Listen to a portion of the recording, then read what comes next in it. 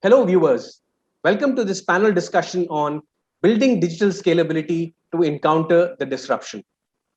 There's a common saying that if you're not disrupting, there's somebody already out there trying to disrupt your model.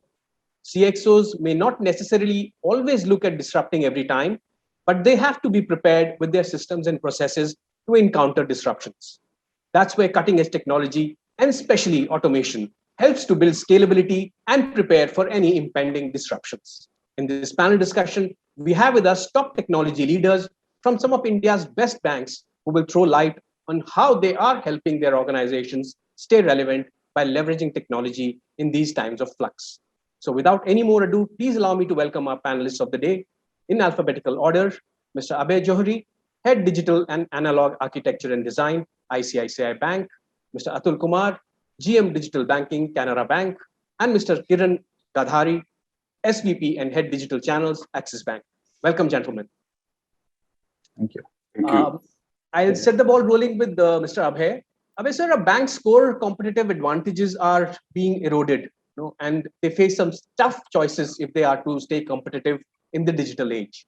How are banks getting disrupted, and what should they do to remain relevant in the digital era?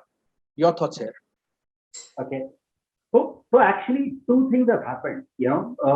Digital has changed the market, and digital has concurrently also changed the way we operate. Yeah. Now, how has digital changed the market? Foundationally, our customers are digital, our channels are digital, and our competitors are also digital. Yeah. And if you look at the way we operate, our products are digital, our insights are digital, our employees are digital, sometimes even more than the customers, and our business operations are also digital. Yeah. So what's happening is that the threat that has emerged, this change in the environment, is actually very strategic. Now, unfortunately, the responses across the board have largely been tactical. Because the pandemic has happened, let us accelerate this. Because demonetization happened, we had to do that. But the fact is, there's a secular move, both on markets as well as the operations. So that's what foundationally changes. Now, if you look at how should banks respond, and my sense is we should respond in two dimensions. The first one clearly is better digital customer experience. Yeah, and by better I mean entire end-to-end customer experience that has to change. You also have to enhance your products and services as a part of your customer's value system. Yeah, I mean, nobody really wants a mortgage, people want a house, right? So how do you seamlessly weave that into their ecosystem? And the third one, and I think it's very important, more so in digital, is you got to be a trusted machine. Yeah, because end of the day, nobody is really looking at your infrastructure or, feeling and touching, your employees. The interface is through a machine, and therefore you have to disproportionately create trust. Yeah, these are the three things I think you have to do on the experience side. At the same time, there is a huge opportunity around operational excellence. Yeah. So you got to orchestrate new operational capabilities to rapidly enhance value, whether it's time to market or just the cost of transaction. The second one is you also can rapidly drive a lot of customer-centric collaboration. And finally, I would say that between efficiency and agility, one should currently prioritize agility. Yeah, that things are changing so fast that your operations actually have to scale up, scale down, do certain things that they normally wouldn't do, for extenuating circumstances. Yeah. Sure. So that's how I think the banks should respond. Yeah. So like I mentioned, I mean, fairly large-scale strategic change, and the response therefore cannot be tactical. Sure. Wonderful response there, Abhay. Let me come to Atul now. Atul sir, like Mr. Abhay just said, banks have always been reactive to external factors, for instance, be it the pandemic or demonetization. I also feel that traditionally banks have focused on the provision of products, while fintechs, their main competitors today, have moved the business model towards a more holistic approach that aims to solve clients' problems and set up new standards of service and customer experience. I mean, this is what has caused banks to slip a bit, according to me. That's what I feel. What do you feel? What are your thoughts here on this? Yeah, I think you are right when you say that fintechs have really scored over banks when it comes to particularly, digital adoption and particularly launching new products and services. And in fact, if you see really, today the problem is that fintechs, the reliability factor is still very low. So today a fintech, he starts operating, for example, he authenticates your system, he does certain kind of work, but the kind of faith one has on the banking system over a period of, hundreds of years, like for example, we are more than 100 years old bank. So that kind of faith, it is not possible for a fintech company to build overnight. So what I feel, this is the era of collaboration, and we need to, fintech is going to supplement our businesses. For example, we launched a digital lending product whereby we collaborated with some 5-6 fintech companies for a seamless journey. So the advantage here is that we got the leverage of fintech companies. See, they are very agile companies. They're a small company. They work on a very, I would say, in fact, I should not say that, but the fact is that we deal with the best of the worlds. We deal with IBMs, we deal with Oracles, all best of the breed companies we deal with. But we find that they are not as agile as fintech companies. So in a fintech company, I can get things done in a much faster way, and seamless integration takes place in weeks' time, whereas in a large organization, it takes months to do the similar kind of exercise. For example, if I have to do a mobile banking authentication system, I want to do with the help of a fintech, it is really fast and it does wonders. If you see the speed and even the cost associated with it, it is much more less compared to when you deal with a bigger players. At the same time, I feel when it comes to teaching the whole thing, see, ultimately, please understand that fintech offer, one small portion of the whole system. The whole ecosystem requires a lot of, I would say, stitches, and that fintech cannot do all alone. So we need, good amount of hardware, good amount of, operating system knowledge, as well as the application programming together to actually have a good and viable product for the banks, which are acceptable. So that is why I feel that fintechs are very much required, and fintechs are really helping us, banks particularly, to launch newer and better products, and they supplement us. But at the same time, I feel that they need us more than what we need them, because ultimately the product per se will be used when it is reliable and when it comes from people like us who are working, in this territory for years together. It is as simple as a very basic thing. Why you keep your gold ornaments in banks' lockers? The only way is that because you feel that they are more safe than keeping at your home. So that kind of safety today a bank provides, and that kind of agility we have in the mindset of the people built over hundreds of years. Sure. So that fintech alone cannot deliver. That's Absolutely. What I will say. No, completely. I agree there. When you say, fintechs lack the credibility that banks have, 100, 200-year-old banks. And also, it is clearly visible in the fact that, they have not been able to meet the capital requirements of medium to large or large enterprises, right? So they always turn to large banks for their capital requirements. But, I also feel, and I'll turn to Kiran now, I also feel, traditional payment systems and banking may also be disrupted by digital currencies going forward. We're also seeing, so many, cryptocurrencies coming in.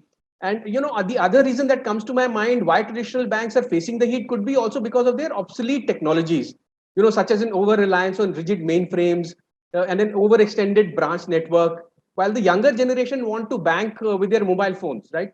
The sector has overcapacity and probably the wrong kind of capacity. That's what I feel. Kiran, your thoughts here? No, I will not say a wrong type of capacity. Look, this capacity is required even today. So branches will never be obsolete. The role of branches might change from, say, servicing hub to a sales hub or acquisition hub. And when it comes to infrastructure of the bank, yes, I agree that there are a lot of legacy systems where it takes time to innovate, transform, and time to market is huge. Compared to a fintech, if they can launch a product in a 3 weeks time or 4 weeks time or 3 months time, probably a large bank will take more time. That's one hurdle, that lot of legacy system, and that's the outcome or byproduct of the way the Indian banks has grown in the last 20 years. You see all the top private banks, the maximum age is like 20, 25 years, and the growth which has happened, it's not like the banks are there from 100 years. At least I'm talking about the private banks. So when you're growing so fast, most of the time it happened that, okay, you created many Mickey Mouse systems at the back end. And that's now probably causing a hindrance to launch the product effectively. That's one compared to a fintech. Second, I think that's the system of a bank or process of the banks, that whenever you are transforming, innovating, you think about what is the ROI, what will be the market, in how many years I will get return on my investment. But real innovation, transformation, probably you don't know if it is a real transformation, you don't know how the market will be. For example, in 2008, Apple launched that touch screen phone. The reviews from the experts, from customers were highly negative. I don't think if they would have estimated that by a customer research that, okay, customer will not like, customer are happy with the keypad, probably they wouldn't have launched. And today from say 2008, they were like 80 billion market cap company. Today they're 1 trillion market cap company. So that's one hurdle that traditional banks should not get into, at least for a transformation project, into ROI driven approach, that whether I will get ROI in 1 year, 2 years, you transform. It's like an R&D. You are researching, you are experimenting. Some research might succeed, some research might get failed, but you should be ready for that. I think that's the area where the traditional banks are currently lacking. When it comes to your last question on cryptocurrency, yeah, globally it's, whether it is Bitcoin or all those 100 cryptocurrencies, they are gaining ground.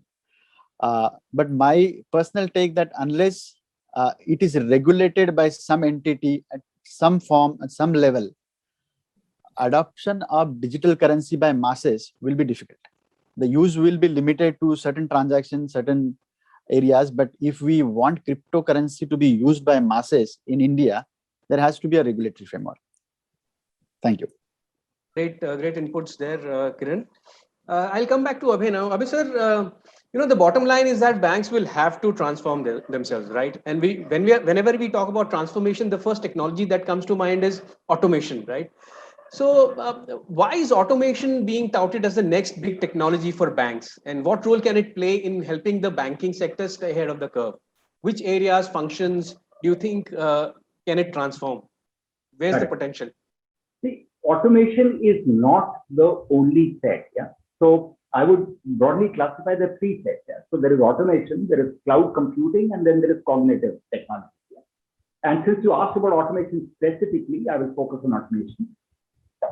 See, the thing is, over the last 5 years, computers can now see better, talk better, and orchestrate better than they ever did before. Yeah. And guess what? That's what we use human beings for. Yeah. So now, when the transaction initiation is digital, yeah, the fact that that channel itself can see and talk and orchestrate, yeah, lends itself, for everyone to believe that you should not break the journey. If a customer, for example, has started off on a chat platform and the NLP is now sufficiently advanced, for it to sound very, very natural, the customer at the other end may actually just prefer, a very, very knowledgeable chatbot as opposed to not so knowledgeable contact center, and a contact center person which is not empowered to actually see your document, which the chatbot can, if you were to just upload it via video and extract the information and actually do a complete straight through processing of the document itself. Yeah. So what starts off as a query could actually conclude as a transaction. Yeah.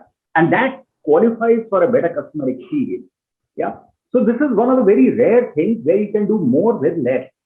Yeah, you get better customer experience at a far lower cost. Yeah.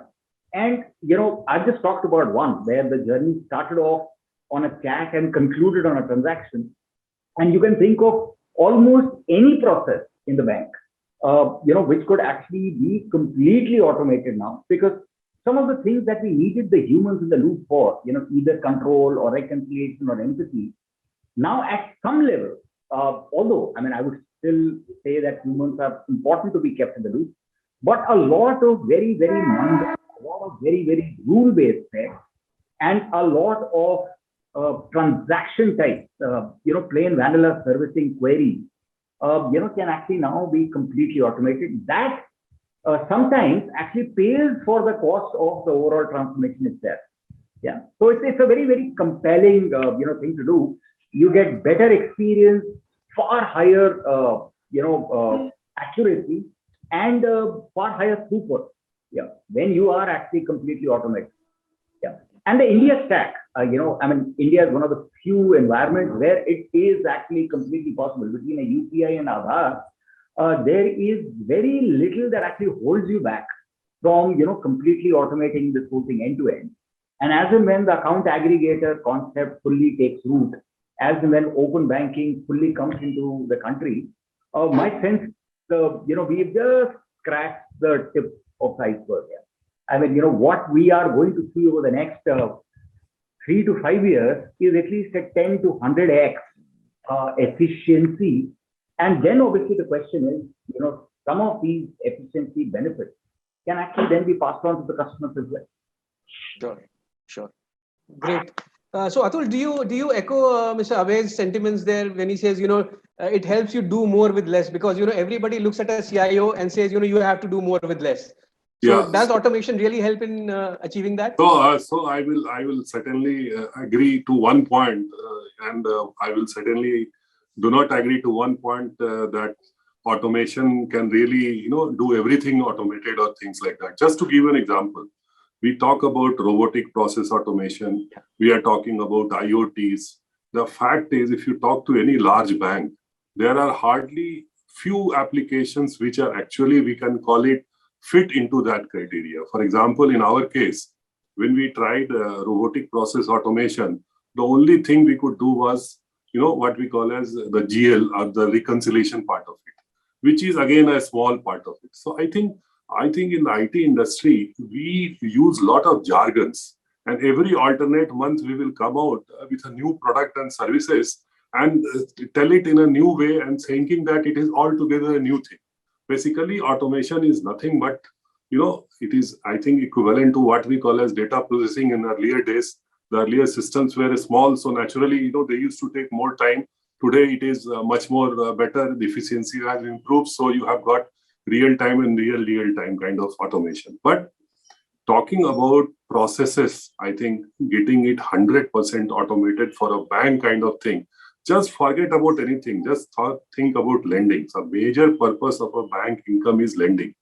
Today, you talk about the best of the breed bank, including DBS Bank, which is fully automated and, does not have even a branch, how they are working. When it comes to lending part of it, no bank today can give you anything more than digital lending. And the digital lending is confined to what we call as personal loan kind of thing. Because you can verify your ITR, you can verify your Aadhaar, and you can give them some small personal loan of 10 or 20 lakh rupees. And of course, that is also because of the population, that is also a big, business. But what I'm only trying to tell that today, if I have to give a housing loan, can it be end-to-end automated? No. If I have to give you anything which is little complex in nature, the end-to-end automation is on paper. You require a lot of human intervention. When I say human intervention, a lot of point where you need to get some more details about that customer, and you have to do those stitching, and then only finally disburse that particular loan. See, for example, very interesting fact, when I heard that I stay in Bangalore, so when I bought a flat, they told that everything you can get it automatically. So you have to just apply, go to Bangalore One, or you go to your website and apply, and everything is online. But when I started working on it, I found that there are so many loose ends of that. And finally, we had to visit the BBMP office at least 3 times to finally get the registration of the flat done.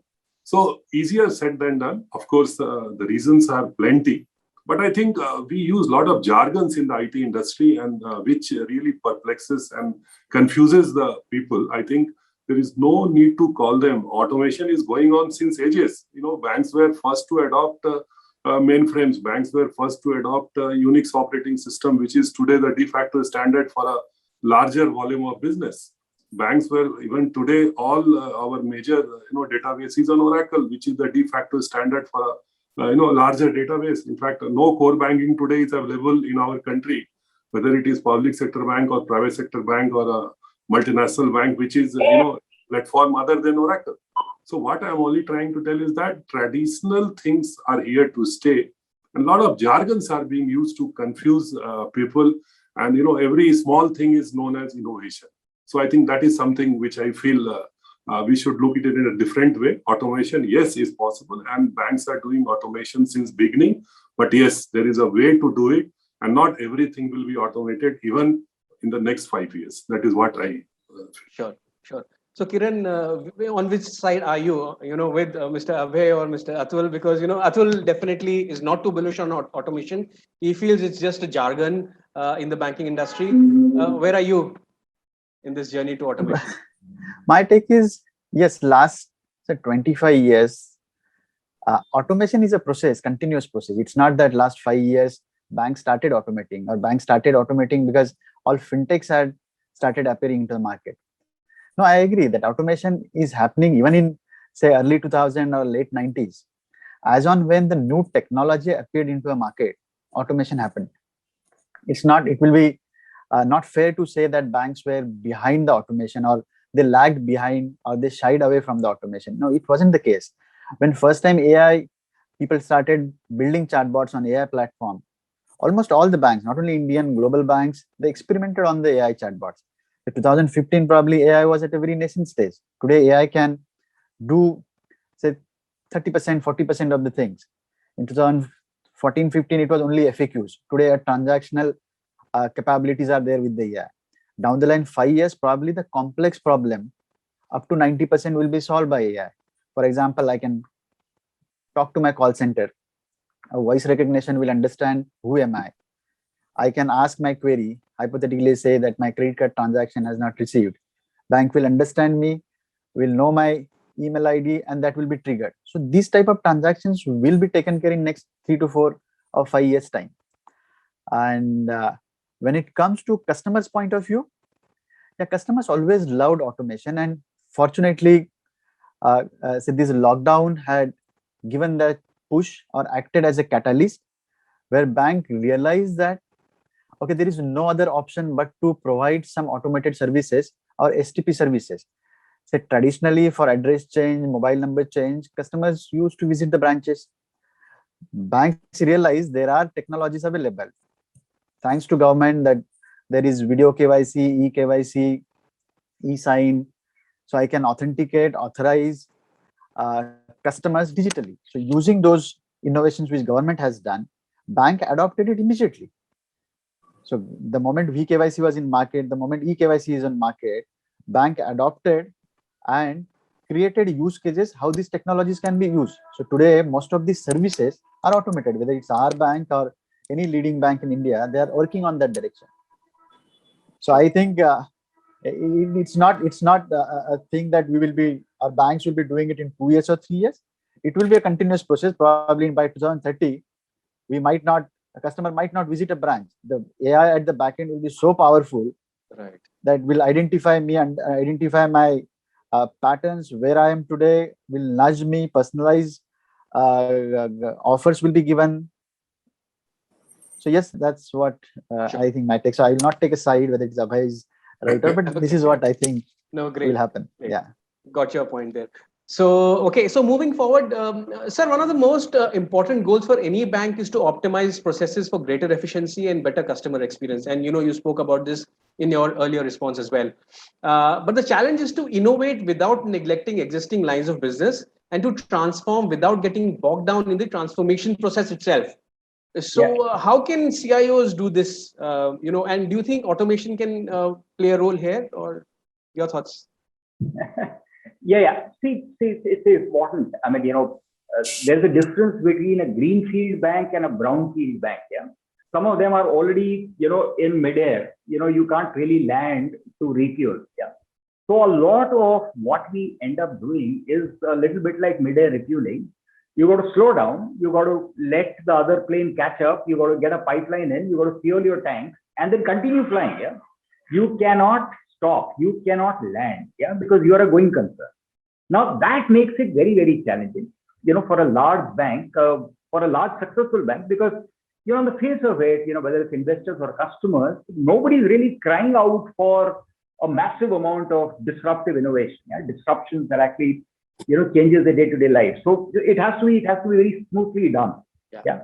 Now that is really a challenge. How do you innovate without disrupting this kind of a stuff? But it can be done. I mean, there are several techniques. One of them, which is increasingly being utilized by a lot of us, is really the process of what we call digital decoupling. So your core system, your legacy, your old databases.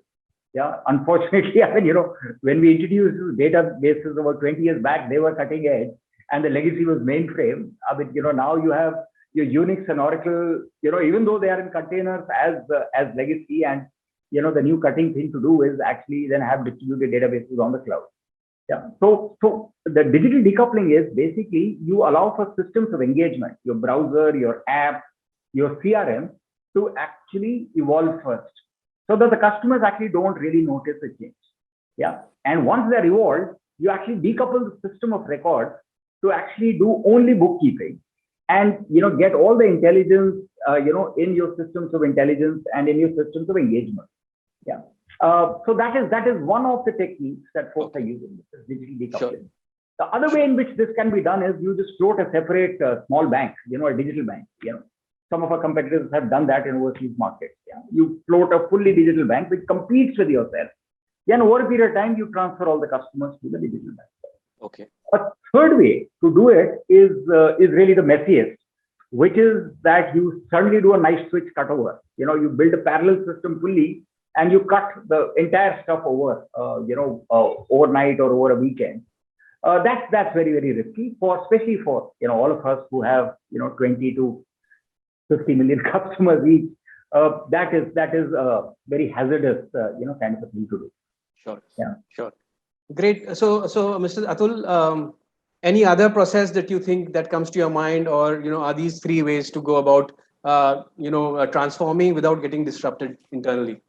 Yeah, I personally feel that when we talk about implementing any technology, it consists of three major pieces, that is people, process, and technology.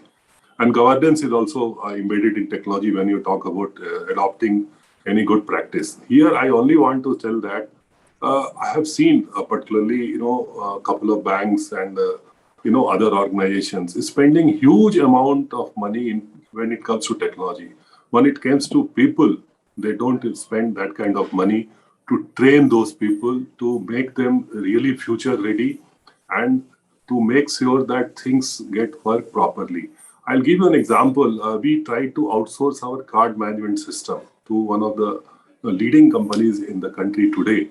And we found that the kind of people we are getting for that high-end processes are really far below our expectations.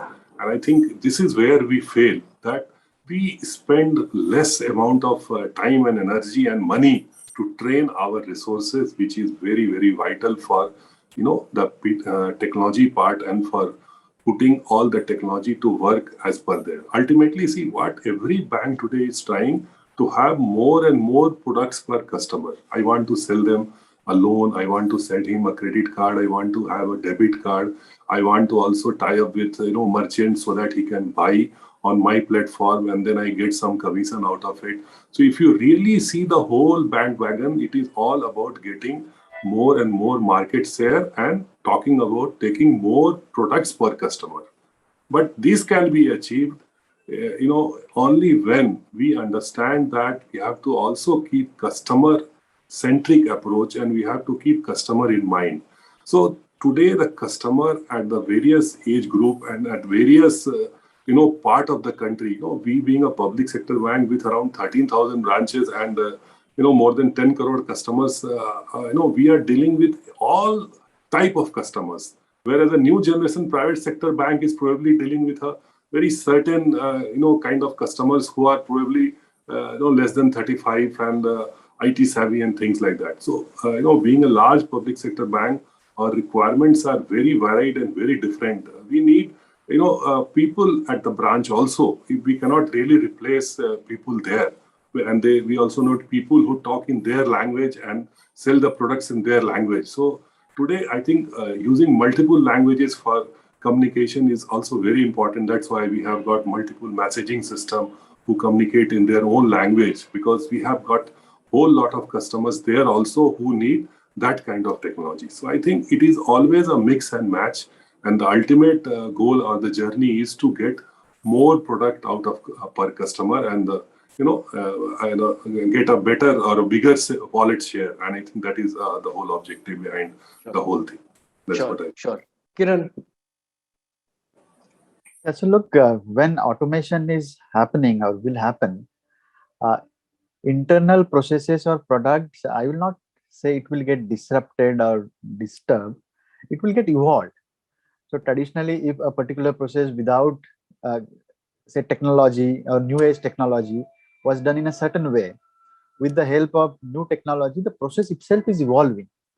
Now the question is, when the process is evolving, are your people getting trained enough, or the staff is getting trained enough so they can communicate it to the customer? So that's the real question, and it's happening in tandem. So it's not the case that automation is happening, but the existing product processes are not adapted to it. Technology is helping product to evolve or process to evolve. It's what do you call it? It's together. It's happening simultaneously. Coming back to Abhay sir, so there are several bottlenecks that need to be cleared before the full impact of automation can be felt in an organization. What do you feel are some of the challenges that are associated with the automation, and how are you trying to mitigate these challenges? Yeah, good question. So there are two things. Yeah, one is some of us are lazy, and the second is some of us are steeped in our old ways. Yeah, and I'm using these two terms lightly. Yeah, so don't get me wrong. Yeah, so when it comes to lazy, it's actually more sloppy than lazy, which means that when you are planning for a large scale transformation, automation, cloud, cognitive, you actually have to design it first. Yeah, and that is largely left to the reins of theory. Yeah, the fact that you actually need a blueprint, at level 1 and level 2, just a level before code, where you actually get this entire architecture together, you figure out compatibility, you figure out data quality issues, you figure out how APIs will be written. That job is largely relegated to partners or someone very low down in the organization. Yeah, this whole thing of actually taking up design, at the highest level, agreeing to the design before implementing it, is, I think, a lost art. Yeah, is think before you do. Yeah, is very, very important, and more important. It's important in everyday life, but I think it gets very important when you're doing large scale transformations, because large scale transformations involve trade-offs. Yeah, more often than not, you have to figure out what are you willing to let go to get what you want. Yeah, if those trade-offs are not decided right up front, they will show up in implementation, and that is when you have irate customers and irate regulators also in the play. Yeah. So the first thing is think before you do, design before you implement. Yeah, that's one. Yeah. The second one is you to see it in old ways, and that has to do with all the right things which are applicable 20 years back. Yeah, economies of scale, brand, your network, and therefore you tend not to take this disruption very seriously. कि यार branches तो कहीं नहीं जाएंगे, वो रहेंगे, or we are a brand, people will come to us. We don't have to go to people. Yeah. Or, the fact that people actually don't like digital. Yeah. It is very risky. So you keep explaining to yourself that actually this thing will just go away. Demonetization was a one-time effort. Pandemic, now it's all done. People will come back, into the branches. What people are forgetting is, there is a new cohort that is entering the workforce. Yeah. And that cohort has been natively digital. They grew up on Facebook and Google and Yahoo. Yeah, they don't want to get into a branch, and when they walk in with an iPhone 12 Max Pro, they have more technology in the phone than the entire branch put together, right? So there's a huge asymmetry there. Yeah, they would rather just do things on their own. Yeah. So there is this huge cultural thing of some things are changing, and then there is this hypothesis. Yeah, supposing this was true, let's try this experiment. Will this experiment work? Yeah. Can we learn? Can we fail and learn? Can we do very, very scientific tests? Yeah. All of that is a complete anathema to anyone who was steeped in the old show me the money. Ye gaadi kitna deti hai? That kind of a stuff. Some of that thing is changing. I mean, to credit for all the banking industry, all of us have actually pretty much realized that old ways are now gone forever. Yeah. They're not permanently gone in the sense of, let's say, for 0 digital, 100 analog, it is probably coming to about 30 digital and 70 still analog. So to that extent, branches are still there. But this 30 will grow very fast, and before we know it, it will be the other way around. Yeah, and one has to prepare for it now. Yeah, and not when the change has already happened and some nimble, fleet-footed competitor is actually doing that to you. Yeah. So I think both the things, just to summarize, design before you implement, and have a little bit of an experimenter, test, learn, kind of a set. Yeah, these two things help. Great. So, Mr. Atul, like Mr. Abhay just said, you have to start preparing for the future today, now. So, what are your future plans with respect to, digital transformation, or specifically automation? And yes, sir. Correct. So, I believe that a large public sector bank today is like a big train today. So in train, what happens? You have first class, you have AC class, you have second class, and whatnot. So we have all class of customers, and we have to take care of each customer in the way they want. Yes, it is right that there is a big, and a very potential huge young customers today. In fact, India, as you know, 65% of our population is less than 35 years of age. So those young people also are very, very important for a bank like us, and we want to make sure that we offer all the products and services which suits them. So yes, I think we will have all kind of product, whether it is required by the new generation millennials, or whether it is required by an old age pensioner, or it is required by an illiterate person, or a farmer, or a small MSME person who is making a small living from his small factory. So we want to cater to every class of the society, and we feel that even another 20 years or so, this class of society will remain. I don't think even in US today, you are able to say that yes, everybody requires only Mercedes-Benz. The Japanese cars also do sell there. The low-cost cars, the second-hand cars, a huge market potential. You can say the car trade went, on Sensex today, though the diva was not very good, but see, the premium itself was very high. So what I simply want to tell is that all the facts of life will coexist, and all kind of customers will coexist, and we need to take care of all the customers, and that is the view from a large public sector bank. And just recently, to give you an example, we moved from 4th to 3rd rank when it comes to the first quarter of business. And that was primarily because we took care of each segment properly. We did not say that, okay, you are young, you are tech savvy, then you don't come to us. And you are old, you cannot come to the branch, then we have, home-driven solutions for you. We can even give cash at your home. So cash at your doorstep, that kind of services at a very, very nominal cost. So as a bank, as a large bank, that is our motto, to have differentiated product for the differentiated customers. And I think that kind of banking will continue for at least next 20 years. That's what I can say. Sure.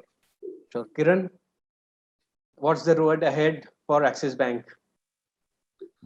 Look, road ahead, our focus is that automate all the processes wherever paper is involved. Avoid human to human unnecessary interactions, for example, like if I have to change my PAN or mobile number or DOB or any other similar service request, why should I visit a branch? Plus, they bring a lot of STP decision making into credit process. I think Mr. Atul initially spoke about that today only personal loan up to some extent is digitized or end-to-end digitized up to some extent. But there are a lot of other asset products, cards, used new technologies, new scoring models, credit models, where these processes get automated. So one is servicing aspect, another is acquisition aspect, third is the operational excellence. So all those areas either use technology, whether it is RPA to automate some processes or partly automate, if not fully automated.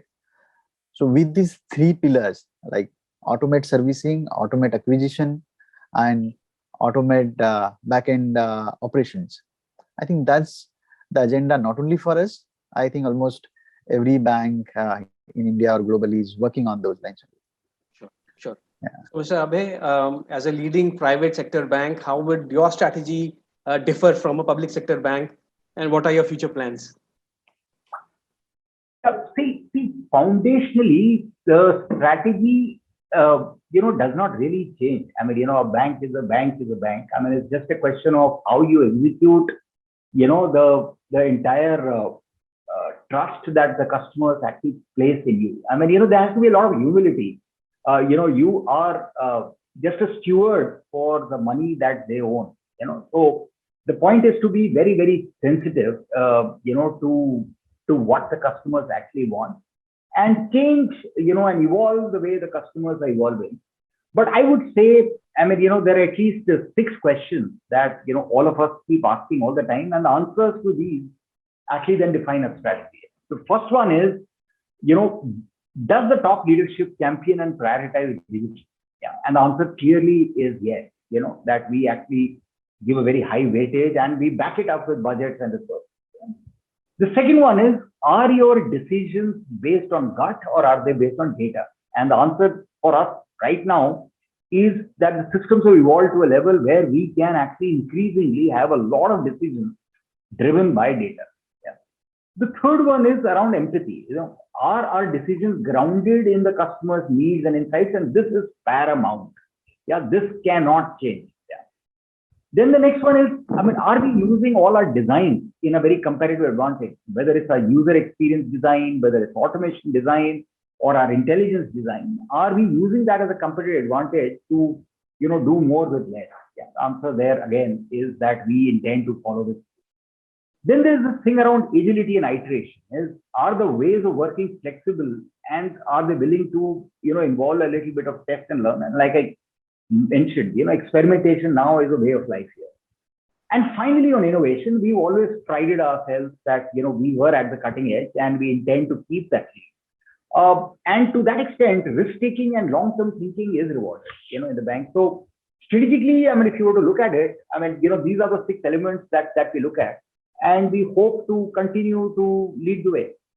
Wonderful, gentlemen. I think that's all we have time for. It was amazing discussion, panelists. Just to sum up what we discussed, banking leaders need to think about their digital futures and develop a unified vision, one that looks holistically across all lines of business and IT. They need to combine the strengths of RPA, AI, and human intelligence, making automation a core part of their business strategy. The potential upside of doing so is considerable, while the cost of inaction is equally consequential. Early adopters will hold a strong position, while the late adopters over time are likely to lose competitiveness, potentially irreversibly. With this, we come to the end of this lively session. Thank you so much, panelists, for sharing your valuable insights, and thank you, viewers, for watching us. Thank you. Thank you.